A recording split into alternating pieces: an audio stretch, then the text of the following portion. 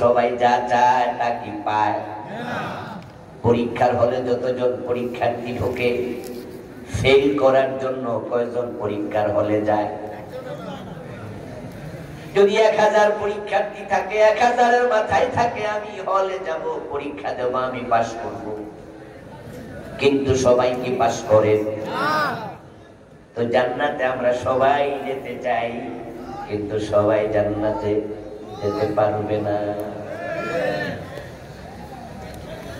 রাসূলুল্লাহ সাল্লাল্লাহু আলাইহি ওয়াসাল্লাম বলে গেছেন 1450 বছর আগে, আমার উম্মত গুলো 73 দলে বিভক্ত হবে, তার মাঝে জান্নাতে যাবে কয় দল? রাসূলের উম্মতের মাঝে 72 দল হবে জাহান্নামী। এখানে আমরা যারা আছি, আমরা কেউ কি ঈসা নবীর উম্মত? কথা বলেন, কথা বলেন। আমরা কি মুসা আলাইহিস সালামের উম্মত? আমরা সবাই দাবি করছি আমরা বিশ্ব নবীর উম্মত, নবী মুহাম্মদুর রাসূলুল্লাহ সাল্লাল্লাহু আলাইহি ওয়াসাল্লামের উম্মত। এখন রাসূল বললেন উনার উম্মতেরাই হবে 73 দল, জান্নাতি হবে মাত্র 1 দল। এতে বোঝা যায় রাসূলুল্লাহর উম্মতের মাঝেও জাহান্নামীর সংখ্যা হবে অনেক বেশি। অথচ রাসূলুল্লাহ 73 দল উম্মতের মাঝে নিজে জাহান্নামে যেতে চায়, এমন কয়জন পাবেন? সবাই বলে আমি জান্নাতে যেতে চাই। যেমন আজকের মাহফিলে আপনারা যারা আছেন সবাই বলেন আমরা জান্নাতে যেতে চাই, অথচ এখন সুদে টাকা লাগানো অবস্থায় আছেন এবং 2-4 জন সুদখোর আজকের মাহফিলে আছে না নাই? আছে। এও তো জান্নাতে যাইতে কিছুক্ষণ আগে চাইছিল, বলছে আমিও জান্নাতে যাইতে চাই। হাদিসে পাওয়া যায় রিবা 73 বাবান আইসালুহা আইয়ানকিহুর রাজুলু উম্মাহু। সুদ খেলে 73টা গুনাহ হয়, সবচেয়ে ছোট গুনাহটা হলো নিজের মায়ের সাথে জিনা করা।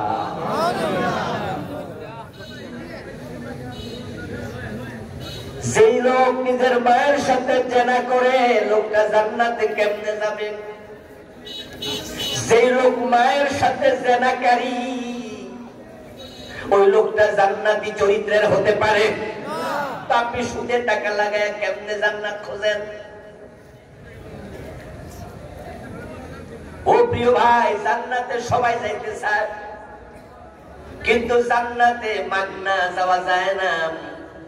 যিনি জান্নাত বানাইছেন, যিনি জান্নাত দিবেন, পবিত্র কোরআনের 1 ডজনের উপরের আয়াতে তিনি বারবার বলেছেন জান্নাতে যেতে হলে 2টি শর্ত পূরণ করতেই হবে।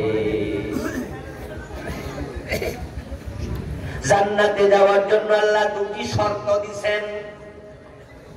আমি সূরা কাহফের 107 নম্বর আয়াতে এই শর্তটাই পড়েছি, ইন্নাল্লাযীনা আমানু,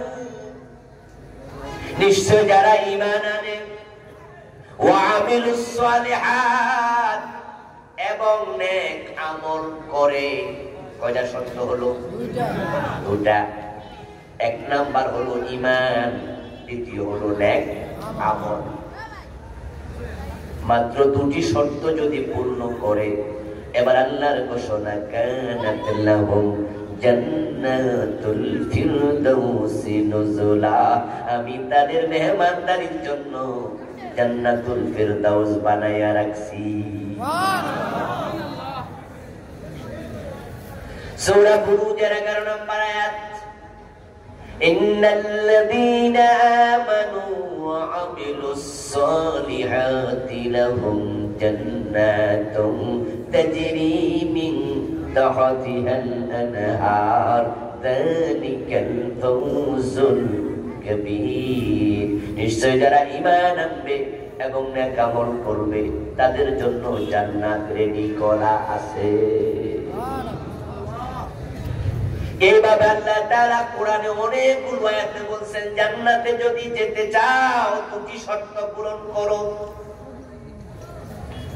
বাংলাদেশের লোকেরা জান্নাতে সবাই যেতে চায়, কিন্তু ঈমান আমলের অনেকের খবর নাই। কত নামাজি আছে বেঈমান, কত রোজাওয়ালা আছে মুশরিক, কত হাজি আছে কাফের, ঈমানটাই নাই। কত নামাজি আছে সুদ খায়,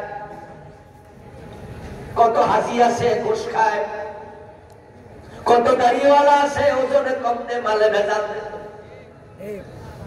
কত নামাজি আছে বোনের হক ভাইয়ের হক নিজে মাইরা খায়, 5 ওয়াক্ত নামাজ পড়ছে, বাপ মারা গেছে 10 বছর, মা মরছে 7 বছর, এখনো বোনের জমি বোনকে দেয় না, নিজেরটাও খায় বোনেরটাও খায়, জোর কইরা ভোগ করে অন্যের জমিন, এমন হাজি গাজি আছে না? না,